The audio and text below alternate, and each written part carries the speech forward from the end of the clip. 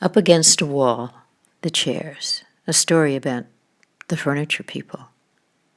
Let's begin. The scarf wasn't enough to cover up David's hollowed cheek line. It merely reminded him of what he used to prize. Sarah touched her thumb along the tip of each of her fingers when she decided to speak. "I'm not," she sighed. "No, that's not it." David, alarmed by Sarah's stammering, faltered. The beauty, hers, his, waned.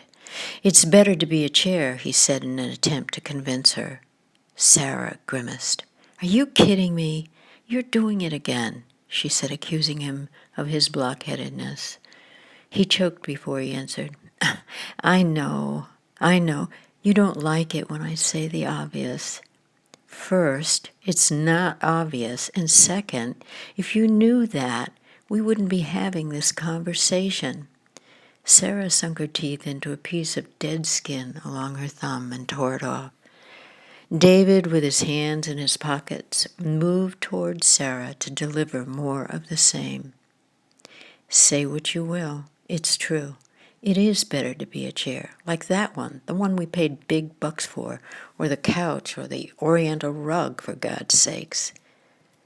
Sarah shook her head as she mocked, wiping something away in between them. You'll never change.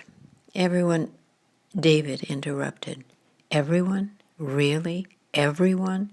If you didn't blow things out of proportion and listen for a change, I wouldn't have to say shit like it's better to be a chair. He'd drawn his hands out of his pocket as though he touched something in the space between them. When he turned away to the side, he let his head slump towards one shoulder, then whispered, "And no matter what you say, I know I'm right." Sarah sighs. She tries again to speak what she came to tell him. "I'm not," she stammers. He turned round and looked at her. Sarah took in a deep breath and shrugged. Shaking her head from side to side, she began again. Okay, I'll bite. Why? Just tell me why you think it is better to be a chair." "Not until you tell me who told you I'll never change."